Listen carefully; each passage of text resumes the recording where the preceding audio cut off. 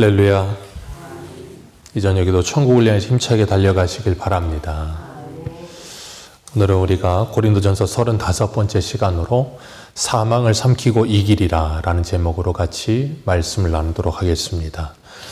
사도 바울은 고린도 교회 안에 부활이 없다고 생각하던 몇몇의 사람들을 통해서 그들에게 예수 그리스도의 십자가의 죽으심과 부활은 하나님의 말씀대로 되어진 일이다 라고 이야기하면서 그것은 또한 역사적 사실이어서 12사도와 500여 형제와 야고보와 마지막 만삭되지 못하여 난 자 같은 나에게도 주님께서 찾아오셨고 만나주셨다. 그래서 나의 나 된 것은 오로지 하나님의 은혜로 된 것이다. 그렇게 고백을 했어요. 그러면서 죽은다가 다시 살아나는 것이 없다면 너희들의 믿음도 헛되고 그리고 이 세상에 우리가 가장 불쌍한 사람이 되고 우리가 믿는 이 기독교라고 하는 것은 존재할 이유가 없다. 그렇게 이야기하고 있어요. 예수 그리스도의 부활이 없다면 기독교는 존재의 이유가 없습니다. 왜냐하면 기독교는 부활의 종교이기 때문에 그래요. 예수 그리스도께서 부활의 첫 열매 되신 것처럼 우리들도 예수 그리스도처럼 부활하게 될 줄로 믿습니다. 그리고 그 부활을 경험한 우리들은 첫째 부활을 통해 예수 그리스도와 함께 십자가에 죽었고 예수 그리스도와 함께 살아난 자 되어서 죽음이 그리고 죄가 우리 안에 왕노릇하지 않고 은혜가 왕노릇하는 삶을 살아간다. 그렇게 말씀을 드렸어요. 그래서 바울은 나는 날마다 죽노라 그렇게 말을 해요. 이유는 하나입니다. 주님이 부활하신 것처럼 나도 부활한다는 걸 믿기 때문에 날마다 죽을 수 있는 거예요. 그러지 않는다면 그리스도인은 이 땅에서의 삶이 전부인 줄 알고 이 세상 사람과 똑같이 날마다 죽는 게 아니라 날마다 살아야 됩니다. 그리고 다른 사람을 죽이고 내가 살아야 됩니다. 그런데 그렇게 살지 않고 내가 죽는 삶을 살아요. 이유는 하나입니다. 주님의 부활을 믿기 때문이에요. 그렇기 때문에 죽음이 있다는 걸 믿고 부활이 있다는 걸 믿고 주님이 부활한 것처럼 우리도 부활한다는 걸 믿는다면 우리는 산자가 되어서 죽을 수 있다라고 말씀을 드렸어요. 날마다 죽지만 산자로 살 수 있다 그랬어요. 기억하세요. 죽는 건 살아있을 때 죽을 수 있는 거예요. 죽어있는 사람은 절대 죽지 못합니다. 그래서 우리가 예수 그리스도로 말미암아 정말로 산자가 되었다면 죽을 수 있습니다. 그리고 영원히 산자로 살아가게 될 겁니다. 그러면서 우리 안에는 뭐가 일어나요? 아름다운 열매들이 맺혀요. 그래서 한 알의 밀알이 땅에 떨어져서 죽으면 많은 열매를 맺지만 죽지 않으면 한 알 그대로 있다라고 주님 말씀하셨어요. 주님께서 십자가에 죽으심으로 많은 열매를 맺으심을 말씀하시고 그리고 예수 그리스도를 따라가는 우리들 또한 우리가 이 땅에서 죽을 때 우리를 통해 많은 열매를 맺게 될 것이다 라고 주님께서 우리에게 말씀하고 계시는 거예요. 그렇기 때문에 우리들은 이 땅을 살아가면서 다른 무엇을 바라보는 것이 아니라 우리 표어처럼 예수 그리스도를 바라보는 삶을 삽니다. 그리고 오늘 새벽에 디도서 말씀처럼 하나님의 청지기가 돼서 예수 그리스도를 본받는 삶을 살아가는 거예요. 다른 무엇 바라보지 않고 다른 무엇 본받지 않습니다. 우리는 예수님 바라보고 예수님 본받는 삶을 사는 거예요. 그것 이상도 이하도 없습니다. 고린도 교회에 사람들이 부활이 없다고 믿는 사람들이 있었고 헬라적 사고 속에서 어떻게 죽은 사람이 다시 살아나며 그 부활의 몸은 어떻게 생겼느냐 그렇게 묻는 사람이 있을 거라는 거예요. 그러면서 오늘 보면 35절에 어떻게 다시 살아나며 어떤 몸으로 오느냐 그렇게 묻는 사람들이 있을 거라는 겁니다. 어떤 몸으로 오느냐 궁금할 것 아닙니까? 우리도 부활의 몸이 어떤 몸일 것인가 궁금하지 않습니까? 저는 궁금해요. 왜냐하면 아직 보지 못했기 때문에. 그러나 성경을 통해서 우리는 부활의 몸이 어떨 것인지는 분명히 알고 있습니다. 왜냐하면 예수님이 부활의 첫 열매 되신 것처럼 우리도 똑같이 그대로 부활할 거기 때문에 그래요. 근데 그 부활의 몸은 우리가 잘 아는 것처럼 시공간을 초월합니다. 그래서 주님은 제자들이 문 닫고 이렇게 유대인들이 무서워서 요한복음 20장에 숨어있는 그곳에 문도 열지 않으시고 뭐 하셨어요? 문을 통과해 오셨어요. 그리고 주님은 제자들과 함께 요한복음 21장에 뭐 하셨어요? 식사도 하셨습니다. 그리고 엠마오로 내려가는 동안 중에는 두 제자가 예수님을 옆에서 보고도 부활하신 예수님을 알아봤어요? 못 알아봤어요? 못 알아봤습니다. 부활하신 예수님을 못 알아봤어요. 근데 또 제자들은 예수님을 알아봐요? 못 알아봐요? 알아도 봐요. 참 신기한 몸이에요. 못 알아봤다가 알아봤다가 먹었다가 막 시공간을 초월했다가 안 먹으실 수도 있고 정말로 신비로운 몸이에요. 그 몸으로 우리도 뭐 할 거라고요? 부활할 거라고요. 지금 있는 몸하고는 전혀 다른 몸입니다. 그래서 바울이 36절에 이렇게 말해요. 어리석은 자여, 내가 뿌리는 씨가 죽지 않으면 살아나지 못하겠고, 네가 뿌리는 씨가 죽어야 살 수 있다는 거예요. 죽지 않으면 못 산다. 그러면서 뿌리는 것은 장래일의 형체를 뿌리는 것이 아니요 다만 뭐 한다고요? 밀이나 다른 것의 알맹이 뿐이다. 그러면서 바울이 농사의 비유를 들어서, 씨 뿌리는 비유를 들어서 이야기를 해요. 우리가 이제 봄 되면 씨 뿌리잖아요. 배추 씨 뿌리고 뭐 좀 이따 뿌리지만 어쨌든 무씨도 뿌리고 씨를 뿌린단 말이에요. 씨를 뿌려서 그걸 싹을 틔웁니다. 벼도 이제 벼내기 할 때니까 모내기 해야 될 거 아니에요. 그러려면 모판에다가 이제 벼 뿌리잖아요. 그리고 나면 그게 뭐예요? 싹이 터요. 참 신기해요. 근데 무씨나 그런 것들 씨 보면 정말로 쬐끔하거든요. 근데 그거 하나 심어놓으면 너무 신기하게도 그게 무가 돼요.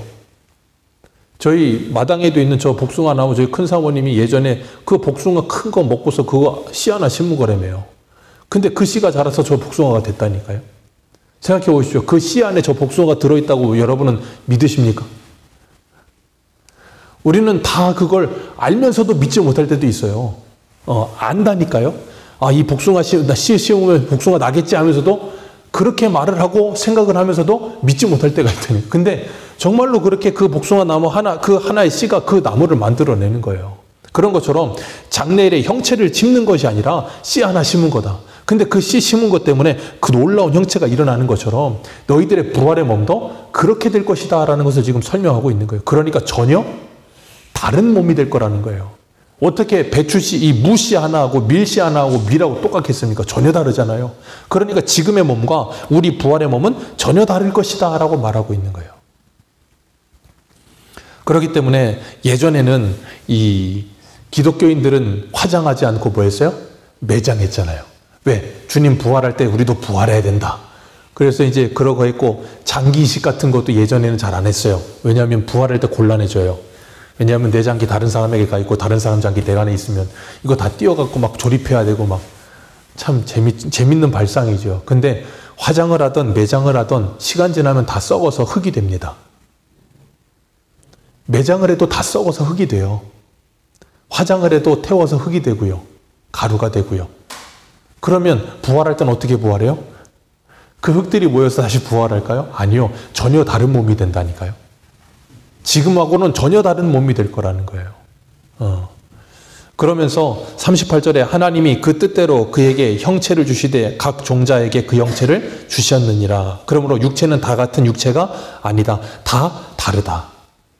여기 보면 사람의 육체도 있고 짐승의 육체도 있고 새의 육체 있고 뭐 물고기의 육체도 있고 다 육체가 있다. 그런데 다 다르다라는 걸 말하는 것처럼 너희들이 육의 몸을 입은 것처럼 부활의 몸 또한 다른 몸이 될 거다를 설명하는 거예요. 그래서 40절 41절 같이 읽겠습니다. 시작. 하늘에 속한 형체도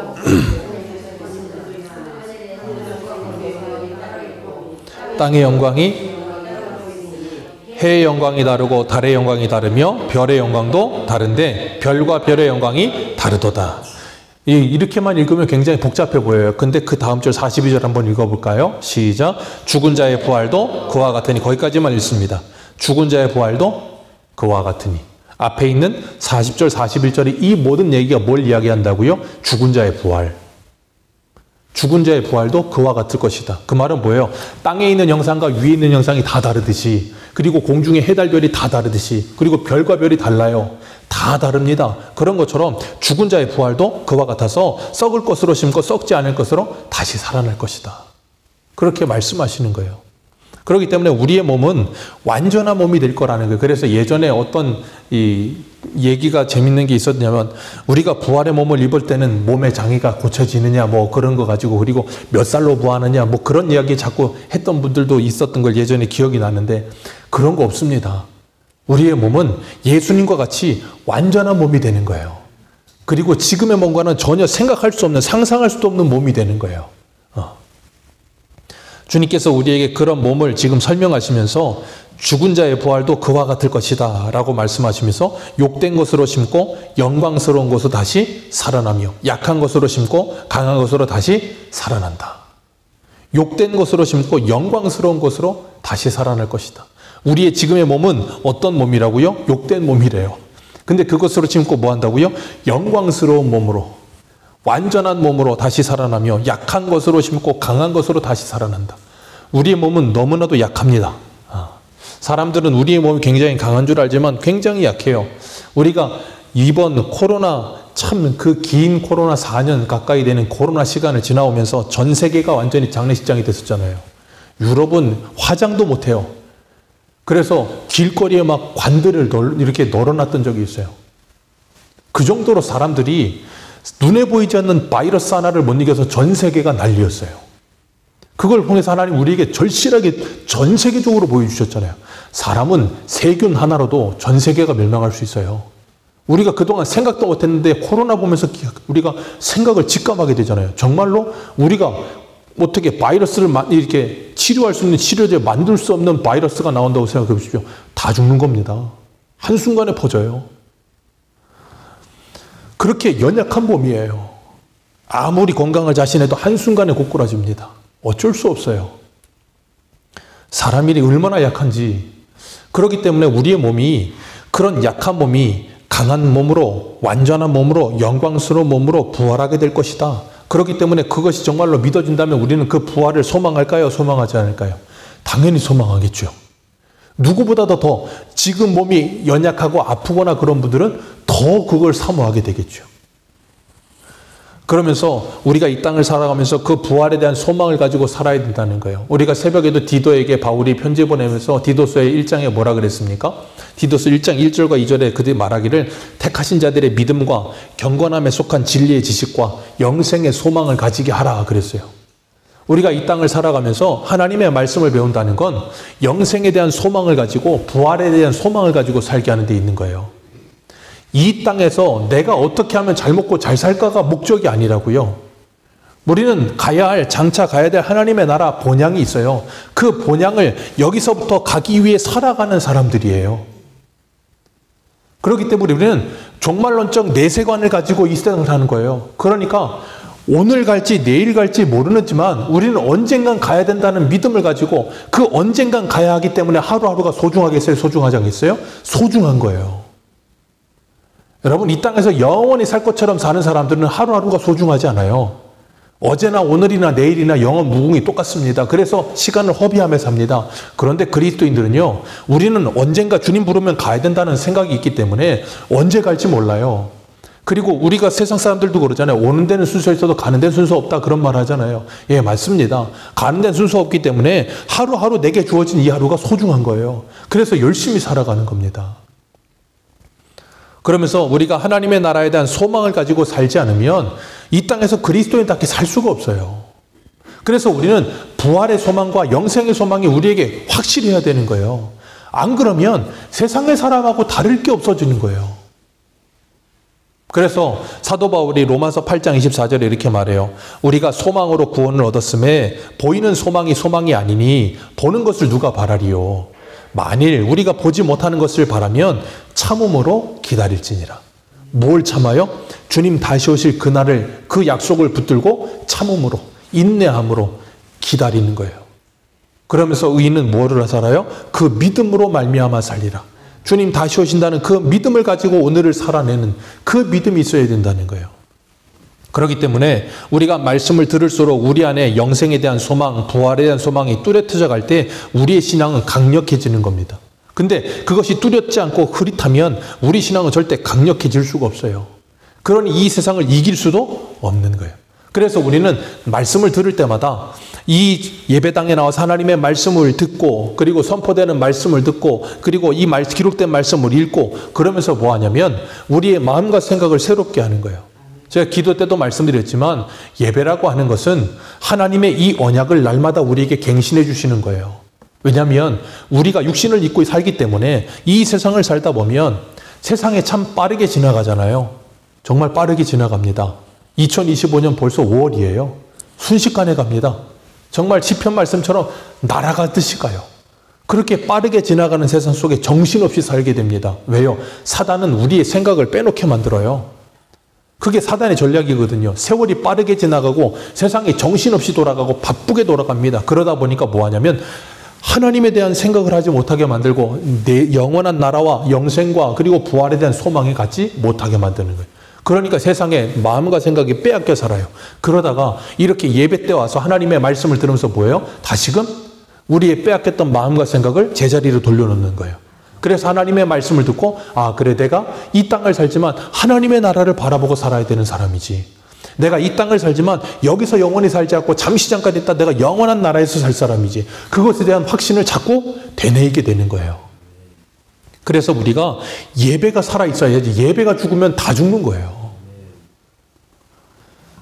그래서 하나님께서 이 말씀을 통해서 우리에게 위로를 주시기도 하고요. 힘을 주시기도 하고 우리가 세상을 넉넉히 이길 수 있는 이런 확신을 가지게 하시는 거예요. 그래서 오늘 45절에 보면 우리 45절 같이 읽습니다. 시작. 기록된 바 첫 아담은 생령이 되었다 함과 같이 마지막 아담은 살려주는 영이 되었나니 아멘. 첫 아담은 생령이 되었다. 창세기 보면 하나님이 그 코에 생기를 불어넣으셔서 뭐가 됐어요? 생령이 되었다. 살아있는 영이 됐다 그 말이에요. 그런데 마지막 아담이신 예수 그리스도는 무슨 영이요? 살려주시는 영이 되었다. 살려주시는 영이 되어서 먼저는 신령한 사람이 아니요 육의 사람이요 그 다음은 신령한 사람이라. 먼저가 누구예요? 아담. 그는 육의 사람이었다. 그러나 그 다음 둘째 아담 마지막 아담은 어떤 사람이요? 신령한 사람이셨다. 그런 것처럼 첫 사람은 땅에서 났으니 흙에 속한 자이고 둘째 아담은 그 마지막 아담은 어디에서 나셨다고요? 하늘에서 나셨다.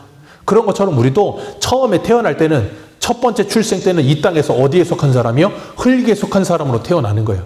그리고 예수와 함께 십자가에 죽고 다시 부활하여 중생하여 다시 태어나면 거듭나면 우리는 어디에 속한 사람이요? 하늘에서 난 자가 되어 우리의 시민권이 하늘의 시민권이 가진 사람들이 되는 거예요. 그게 첫째 부활을 경험한 사람들의 삶이라는 거예요. 그렇기 때문에 48절에 뭐라 그럽니까? 무릇 흙에 속한 자들은 저 흙에 속한 자와 같고 무릇 하늘에 속한 자들은 저 하늘에 속한 이와 같으니. 그렇기 때문에 이걸 보면서 우리가 생각해야 되는 건 나는 누구와 같은 인생을 살고 있는가? 나는 흙에 속한 사람으로 살고 있나? 하늘에 속한 사람으로 살고 있나? 생각해 봐야 되는 거예요. 바리새인 서기관들이 와서 예수님 책 잡으려고 세금을 내야 됩니까? 안 내야 됩니까? 예수님 걸고 넘어지려고 그러잖아요. 그러니까 예수님이 뭐라 그러셨어요? 가이사의 것은 가이사에게, 하나님의 것은 하나님께 드려라.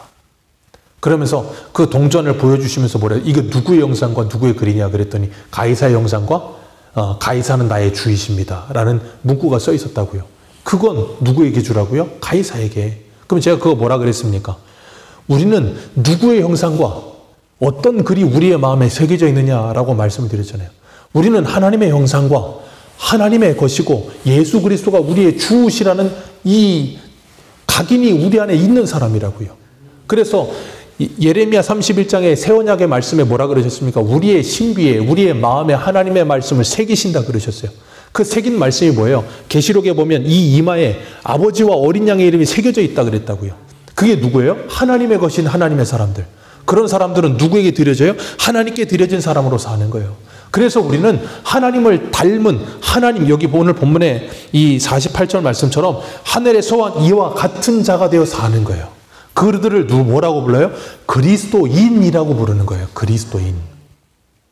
그래서 오늘 우리가 이 디도서 하면서도 제가 말씀드렸지만 경건함에 속한 진리의 지식이라는 표현을 쓸 때 그 경건함이 뭐라 그랬습니까? 그 경건함이라는 것이 바로 쉽게 말해 하나님을 닮음이에요. 하나님의 형상을 닮음이 경건함이에요. 우리가 진리의 지식 안에 있을 때 누구를 닮아요? 하나님을 닮아요. 예수 그리스도 안에 있을 때 하나님의 형상이 회복되는 거예요. 그걸 경건함이라고 하는 거예요. 다른 게 경건함이 아니에요. 우리는 경건함 하면 그 경건함이 굉장히 추상적인 것처럼 생각되지만 아니요. 선명합니다. 예수님 바라보고 예수님 닮아가는 게 경건이에요. 그래서 그걸 뭐라 그래요? 성화라고 부르는 거고요. 그 성화가 뭐예요? 우리의 구원의 외적 확신이에요. 외적 확신이란 말은 누가 봐도 저 사람은 구원받은 사람인지 아닌지를 알 수 있게끔 확신과 아닌 거를 준다는 거예요. 여러분, 그렇기 때문에 우리가 예수 믿고 구원받은 하나님의 사람으로 사는 경건함, 하나님을 닮아감, 예수 그리스도를 닮아감, 그것이 없이 자꾸 구원받았다는 잘못된 확신에 빠져 살면 안 되는 거예요. 그래서 우리는 뭐 해야 돼요? 확인해야 되는 거예요. 우리 고린도후서 13장 한번 보겠습니다. 고린도후서 13장 5절.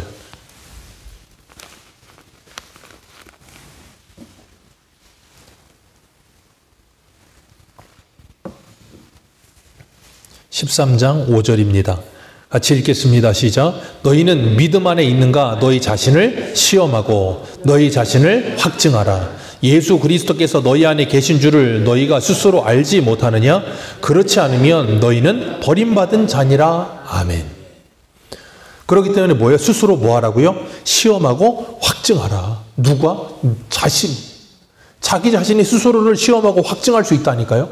내 삶을 보면 알 수 있잖아요. 나는 정말 예수를 주로 시인하는 사람인가?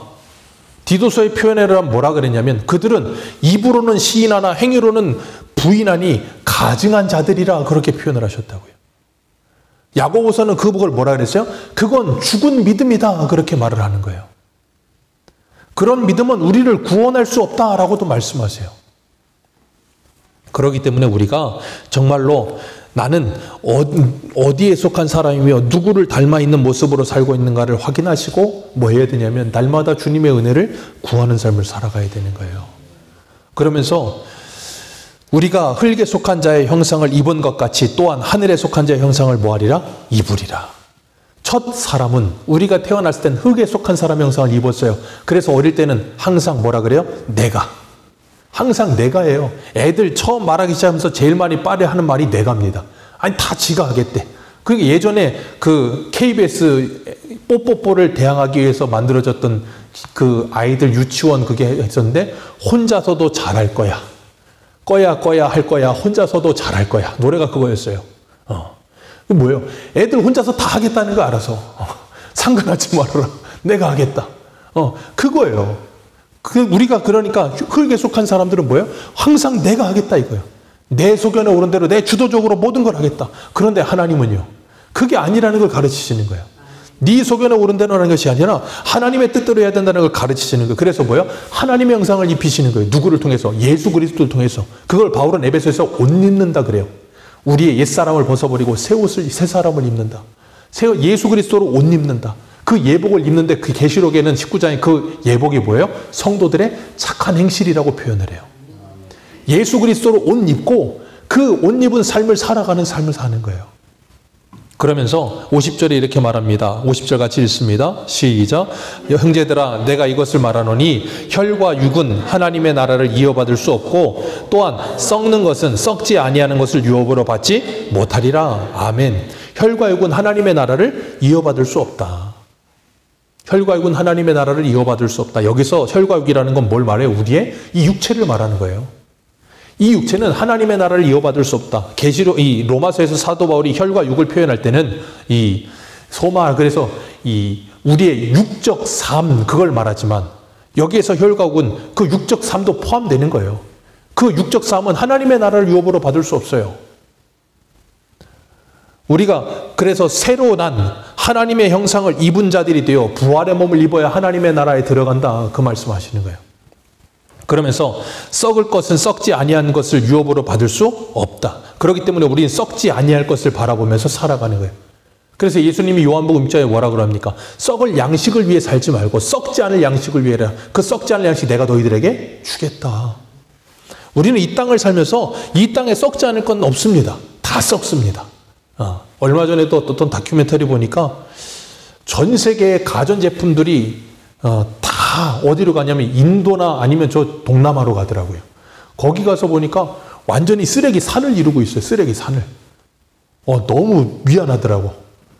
우리나라에서 만들어져서 우리가 그냥 쓰다가 대충 막 버리는 모든 것들 옷부터 해서 이 가전제품부터 해서 전부 거기로 가요. 쓰레기 무덤이에요. 쓰레기 무덤.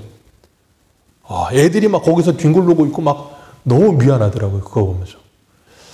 근데 그 모든 건 쓰레기가 돼서 다 썩어요. 근데 오래 걸리죠. 플라스틱은 한 500년 걸린대요. 플라스틱 만들어진 지 이제 110년밖에 안 됐습니다. 플라스틱 처음 만들어진 거 아직 400년 더 있어야 썩어요. 근데 110년 됐는데 지금 전 세계를 플라스틱이 덮고 있어요. 저 태평양에는 우리나라보다 큰 쓰레기 섬이 있다며요. 어떡하겠습니까? 이제 곧 있으면 주님 오지.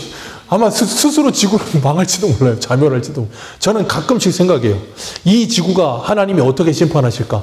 심판의 방법은 하나님이 갑자기 무슨 예전 목사님들은 뭐 계시록의 불 그런 걸 표현해서 자꾸 핵전쟁이 일어나서 다 물바다가 된다 그렇게 하셨는데 뭐 그럴 수도 있을 것 같고 아니면 인간 스스로가 자멸할 것 같아요. 이 쓰레기를 견디지 못하거나 인간의 욕망 때문에 스스로가 이걸 견디지 못해서 심판을 받을 것 같아요. 하나님께 자동적으로. 근데 어쨌든 간에 지금 보면 하나님께서 뭐라 그러냐면 썩을 것은 썩지 않을 것을 유업으로 받을 수 없다. 그래서 우리가 이 땅에서 이 썩어질 모든 것들, 썩지 않는 것은 아무것도 없는 이 세상에서 썩지 않을 영원한 나라를 바라보면서 뭐예요? 그 믿음으로 살아가는 거예요. 그래서 그 믿음, 요한일서 2장에 보면 뭐라 그래요?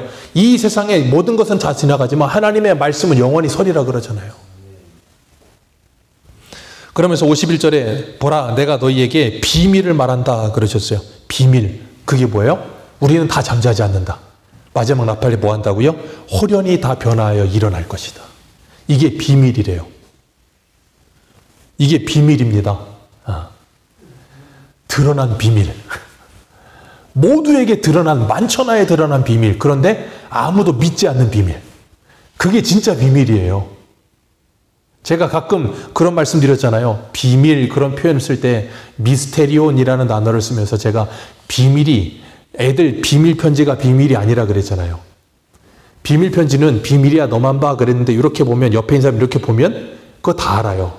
근데 제가 고등학교 때인가 중학교 때인가 무슨 뭐 개구리채인가 뭐 해가지고 글자를 한글인데 이상하게 쓰는 게 유행했던 적이 있어요. 되게 이상한 걸 써요. 근데 그거 한글이라는데 이렇게 보고 있어도 몰라요, 잘. 그게 비밀이에요. 봤는데 모르는 거. 분명히 기록되어 있고 들었는데 모르는 거. 그게 비밀이에요. 그러니까 하나님께서 분명히 말씀하세요. 다 잠잘 것이 아니고 마지막 나팔의 호련히 다 변화되리라. 다 변화됩니다. 변화되지 않는 사람은 없습니다. 예수 믿는 사람도 변화되고 예수 믿지 않는 사람도 변화됩니다. 요한복음 뭐라 그랬습니까? 착한 일을 행한 사람은 생명의 부활로, 악한 일을 행한 사람은 심판의 부활로 있으리라. 다 부활합니다. 그리고 주님의 뵙고자 앞에서 심판을 받을 거예요. 그리고 천국과 지옥으로 가게 될 겁니다.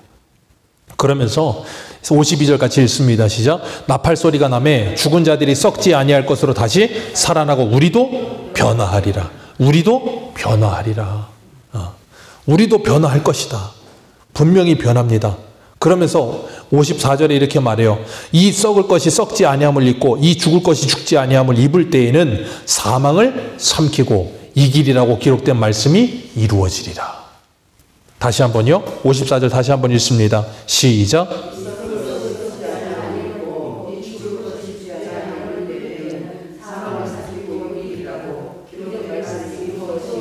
아멘. 이 말씀이 이루어집니다.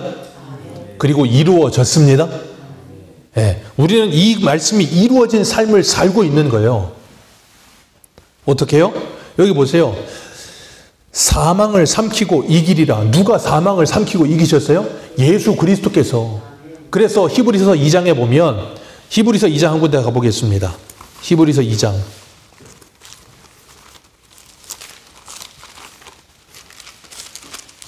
2장 14절.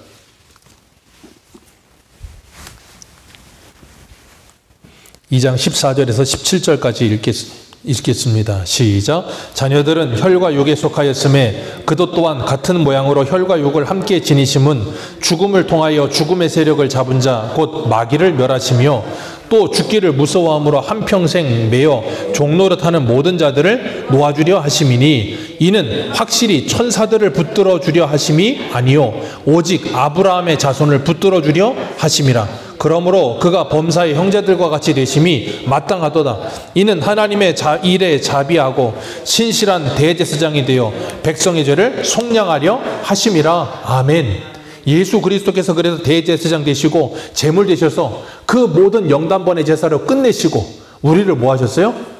자기 몸을 찢어 우리에게 새로운 살 길을 내어주셨어요. 그래서 우리가 뭐합니까? 죽기를 두려워하지 않습니다. 이유는 하나입니다. 우리에게 부활이 있음이 믿어졌고 부활을 경험했고 또 하나 영생의 소망을 가졌기 때문에. 그래서 사도행전에 보면 제자들이 전부 다 뭘 두려워하지 않고 살아요? 죽음을 두려워하지 않고 사는 거예요. 이유는 하나입니다. 예수 그리스도로 말미암아 사망을 삼키고 이기신 그 이김이 우리의 이김이 되었기 때문에. 그래서 요한복음 16장 33절에 뭐라 그래요? 너희가 세상에서 환난을 당하나 담대하라. 내가 세상을 이겼느니라. 그리고 그 이긴 걸 누구에게 주셨다고요? 우리에게. 그래서 그 예수를 믿는 사람들은 반드시 뭐한 사람들을 살아요? 이기는 자들로 사는 거예요. 그래서 계시록 2장 3장에 나오는 그 소아시아 7교회에게 뭐라 그랬어요? 이기는 자들에게 계속 나오잖아요. 그 이기는 자들이 누구예요?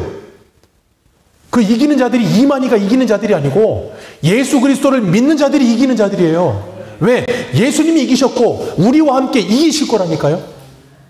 그렇기 때문에 그 예수 믿는 사람들은 반드시 이 땅에서 뭐예요? 그 모든 걸 이기는 삶을 살게 돼 있어요. 그 믿음이 우리에게 주어졌다는 거예요. 그래서 55절 같이 한번 봅니다. 시작. 사망아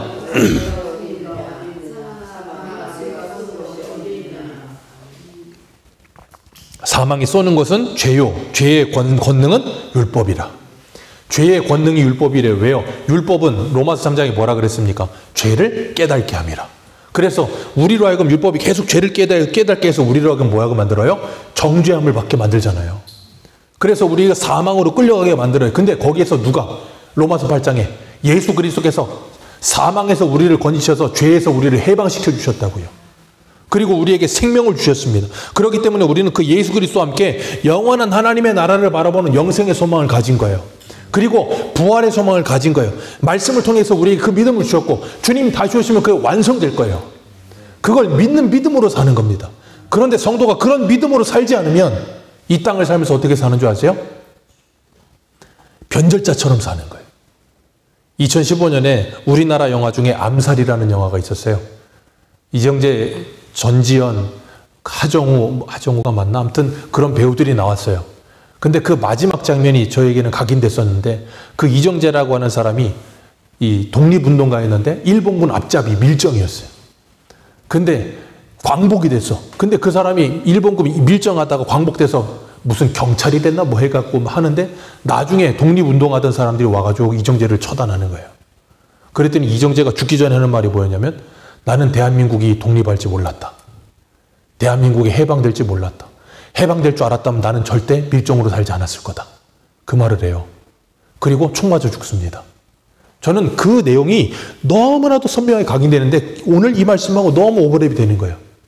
만약에 이 땅에서 예수를 믿는다고 말하고 교회를 다니는데 정말로 예수를 믿는 게 아니라 세상에 밀정이 돼서 겉으로는 나는 기독교인이라고 이름에다가 기독교라고 써놓고 기독교인인 것처럼 살면서 속으로는 세상 사람같이 살다가 주님 다시 오시면 그때 어떻게 될 것 같아요? 그 사람들 뭐라 그럴까요? 나는 주님 다시 오실지 몰랐다. 나는 부활이 있다는 것도 나는 영생이 있다는 것도 몰랐다. 그러나 그들에게는 심판밖에 없는 거예요. 주님 우리에게 분명히 말씀하세요. 우리도 변화되리라. 그리고 죽지 않을 몸을 입으리라. 그리고 말씀하세요. 사망을 삼키고 이기리라. 그 말씀을 우리에게 다시금 오늘 또 주시는 거예요. 그래서 우리에게 뭐 하겠어요? 그 영원한 하나님의 나라를 바라보면서 주님 다시 오실 그날을 바라보면서 오늘을 그날로 사는 거예요. 나는 그날이 안 올 거라고 생각하면서 사는 게 아니라 그날이 올 거라고 믿으면서 사는 거예요. 생각해 보세요. 우리나라가 38년 동안 일본의 그 식민지로 살면서 우리나라 광복되고 해방될 거라고 믿은 사람이 얼마나 되겠습니까? 1년, 2년 지날 때는 사람들이 그런 마음 가졌겠죠. 10년, 20년, 30년이 지나도 그게 변하지 않는데 그걸 누가 믿었겠어요? 그러다 보면 독립운동하는 사람들도 처음에는 나라가 해방될 거라고 믿지 않았겠습니까? 근데 10년 지나도 20년 지나도 30년 지나도 안 변하는 이 모습을 보면서 그 사람들이 처음에는 이 나라가 해방될 거라고 믿었겠지만 그런데 나 시장 가는도 안 변하는 걸 보면서 뭐 하겠어요? 변절자가 돼버리는 거예요. 그런데 그 믿음을 가진 사람들은 뭐 한다고요? 끝까지 견디느니라. 그 믿음을 가진 자들은 끝까지 견디느니라. 그래서 주님이 마태복음에 뭐라 그래요? 끝까지 견디는 자들은 구원을 받느니라. 어떻게 끝까지 견디게 하세요? 하나님께서 성령을 우리에게 주셔서 보내주셔서 성령께서 우리 안에 말씀을 날마다 가르치시고 생각나게 하셔서 다시금 확신을 갖게 하시고 그 성령께서 우리를 진리 가운데로 끊임없이 인도해 가시기 때문에 우리가 끝까지 견디는 자들이 될 수 있는 거예요. 그 하나님의 은혜가 아니면 우리가 불가능해요. 그래서 우리 로마서 8장 군데 보겠습니다. 로마서 8장. 사망을 이기는 사망을 삼키고 이기리라 하시는 말씀, 우리 로마서 8장 한 군데 보겠습니다. 8장 35절입니다.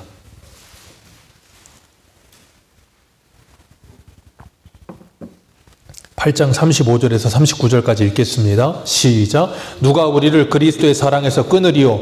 환난이나 곤고나 박해나 기근이나 적신이나 위험이나 칼이랴. 기록된 바 우리가 종일 주를 위하여 죽임을 당하게 되며 도살당할 양같이 여김을 받았나이다 함과 같으리라. 그러나 이 모든 일에 우리를 사랑하시는 이로 말미암아 우리가 넉넉히 이기느니라.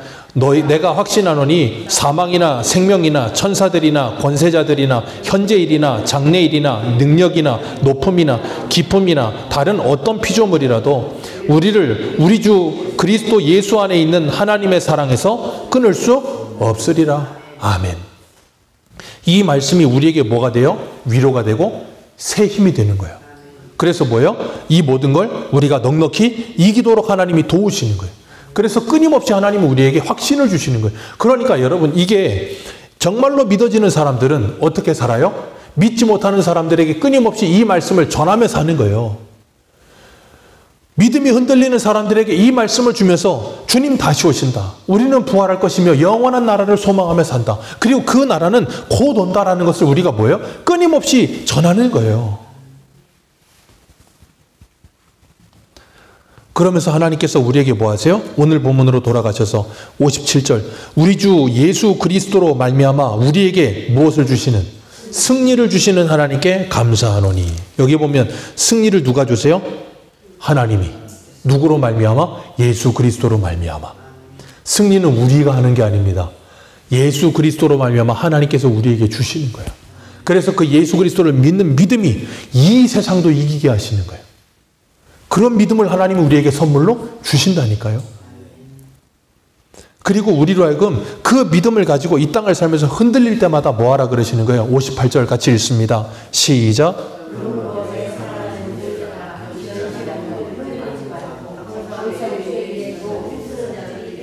이는 너희 수고가 주 안에서 헛되지 않은 줄 알미라. 아멘. 우리가 분명히 흔들릴 수 있어요, 없어요? 있다니까요. 주님 곧 오신다 그랬는데 10년 지나도 20년 지나도 30년도 안 오시는 주님을 볼 때마다 흔들릴 수 있어요. 그리고 우리가 이 땅을 살아가면서 부활과 영생이 있다는 걸 믿지만 이 세상에 몰두해 살다 보면 세상의 사람들이 말하는 세상의 말에 우리가 흔들릴 때도 있고요. 세상의 풍조를 따라가고 싶고 세상의 유행을 따라가고 싶고 세상의 문화를 따르고 싶을 때도 있어요. 그렇게 흔들릴 때마다 하나님이 우리에게 말씀을 주시는 거예요. 그래서 뭐하게 하세요? 견실하며 흔들리지 말고 항상 주의 일에 더욱 뭐하라? 힘쓰는 자들이 되라. 왜요? 이 수고가 주 안에서 뭐하지 않다? 헛되지 않다. 그러나 이 세상의 모든 수고는 다 뭐할 것이다? 헛된 것이 될 것이다. 다 썩어질 것이고 다 헛된 것이 되는 그 수고하지 말고 영원하도록 헛되지 않은 이 주를 위한 일을 하라는 거예요. 이 믿음의 길, 이 경건을 위해서 진리의 지식을 알아가며 영생의 소망을 두고 부활의 소망을 가지고 이 땅에서 믿음으로 사는 일, 그것보다 중요한 일은 없다는 거예요, 성도에게. 그런데 세상은 우리를 계속 흔들어요. 사단은 우리를 정신없게 만들고 바쁘게 만들고 생각 없이 만들고 이런 말씀 기억도 나지 않게 만들고 자꾸 세상에 순응하게 만들어요. 그게 사단의 전략입니다. 그럴 때마다 우리는 뭐예요? 하나님의 말씀을 붙들어야 되는 거예요. 그 말씀 붙들지 않으면 흔들린다니까요. 우리 한 군데만 볼까요? 히브리서 한번 보세요. 히브리서 2장 1절.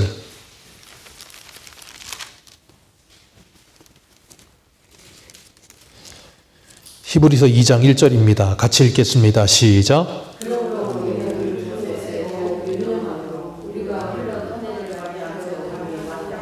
아멘. 우리는 들은 것을 더욱 뭐함으로? 유념함으로 우리가 흘러 떠내려가지 않도록 함이 마땅하다. 흘러 떠내려간다니까요. 왜? 물살이 세게 불어요. 세상의 물결이 너무 셉니다. 이 당시에 유대교였다가 그리스도인으로 개종한 사람들이 유대인들의 핍박이 얼마나 셌는지 몰라요. 로마의 핍박뿐 아니라 유대인들의 핍박이 심하다 보니까 이 사람들이 뭐라 그러냐면 야, 이렇게 핍박받고 사느니 그냥 유대교로 개종하고 다시 돌아가야겠다. 흘러 떠내가고 싶은 생각이 든다니까요. 그래서 지금 히브리서는 뭐예요? 그들에게 구약과 신약을 비교하면서 모세보다 영광스러우신 그리스도, 성막보다 크신 성전 되신 그리스도, 비교급으로 계속 비교도 안 될 걸 비교급으로 설명하면서 너희들이 예수 믿는 건 너무나도 옳은 일이고 위대한 일이다를 가르치는 거예요. 그러면서 뭐 하냐면 히브리서 6장 19절 보세요. 히브리서 6장 19절. 6장 19절 같이 읽겠습니다. 시작. 우리가 이 소망을 가지고 있는 것은 영혼의 닷 같아서 튼튼하고 견고하여 휘장 안에 들어가나니. 아멘. 우리가 이 소망을 가지고 있는 것은 무엇과 같아서? 영혼의 닷 같아서. 배에 닷이 있잖아요. 배가 닷을 내리면 어때요? 어떤 바람이 불어도 흘러 떠내려가지 않습니다. 영혼의 닷을 내리고 있어서 튼튼하고 견고하여 휘장 안에 들어가느니라. 무엇이요? 이 소망이, 이 부활의 소망이, 이 영생의 소망이 우리에게 영혼의 닷과 같아서 세상이 우리를 막 휘몰아칩니다. 여러분, 닷 내린 배를 보십시오. 닷 내린 배가 절대 안 움직이나요? 움직여요. 그 닷의 길이만큼 움직입니다. 그런데 그 길이 이상 더 움직이지 않아요. 성도가 그렇다고요. 예수 그리스도에게 닷을 내리고 있으면 세상에 바람이 불어오고 우리를 요동하면 오늘 본문 58절의 말씀처럼 흔들릴 수도 있어요. 근데 그게 계속 흔들리지 않는다고요. 왜? 말씀을 통해 하나님 우리에게 자꾸 닷을 내리게 하신다고요. 그 닷이 튼튼하고 견고해서 더 이상 흘러 떠내가지 않고 더 이상 흔들리지 않도록 우리를 붙잡아 주신다고요. 그래서 우리는 예배를 사모해야 되는 거고 하나님의 말씀을 읽고 듣는 일에 힘써야 되는 것이고, 그러지 않으면 이 세상은 우리를 자꾸 흔들어 놓으니까. 생각해 보세요. 우리가 하루 24시간 7을 곱하면 24에 7을 곱하면 27, 24에다가 47, 28 168시간인가요? 168시간 일주일에. 일주일 168시간 중에 예배를 드리는 시간이 몇 시간이 됩니까? 수요일 1시간, 금요일 1시간, 주일 오전, 저녁 4시간, 그리고 새벽 예배를 드린다 해서 5시간 해봐야 일주일에 10시간도 안 돼요. 예배를 드리는 시간 일주일 다 드려도, 모든 공예배를 새벽 예배까지 다 드려도 10시간입니다. 158시간은 우리는 세상에 살아요. 세상의 수많은 풍조와 문화와 세상의 말들이 우리를 휩싸고 온다고요. 너무나도 빨리 지나간다고요. 그런 세상에서 우리가 흔들리지 않는 재간이 있다고요? 없어요. 그래서 뭐 해야 된다고요? 하나님의 말씀을 붙들어야 돼요. 그 말씀이 영혼의 닷같이 우리를 붙들어주지 않으면 우리는 언제 나도 모르게 저만큼 흘러 떠내려가 있어. 그러면 예배 때 다시 하나님이 뭐 하세요? 닷을 내려서 끌고 오시는 거예요. 여기다 내려놓으면 또 저만큼 흘러내려가 있고, 하나님이 그 작업을 하시면서 우리에게 확신 주시고 우리에게 견실하게 하셔서 이 수고가 헛되지 않음을 알고 주 안에서 주의 일에 힘쓰며 그 나라를 바라보며 믿음으로 살게 하세요. 여러분, 우리가 정말로 부활이 있음을 믿고 영생이 있음을 믿는다면 이 땅에서 야고보서에 뭐라 그랬습니까? 이 땅에 우리의 삶은 잠시 있다 사라지는 안개와 같다 그랬는데, 이 잠시 있다 사라지는 안개와 같은 세월을 살면서 우리가 이 땅에 목숨 걸며 살겠습니까? 이 땅에 집착하며 살겠습니까? 세상의 사람과 똑같이 살겠습니까? 아니요. 그렇게 살지 않아요. 그래서 바울이 뭐라 그랬다고요? 15장에서 뭐라 그랬어요? 단언하노니, 15장 31절, 단언하노니 나는 날마다 죽노라. 에베소에서 맹수와 더불어 싸우지 않는다. 이유는 하나예요. 부활과 영생이 있기 때문에. 우리가 이 믿음을 가지고 주의 일에 힘쓰며 하나님의 영광을 위해서 살아가면서 정말 넉넉히 이기는 삶 살아가시기를 주님의 이름으로 축복합니다. 기도하겠습니다.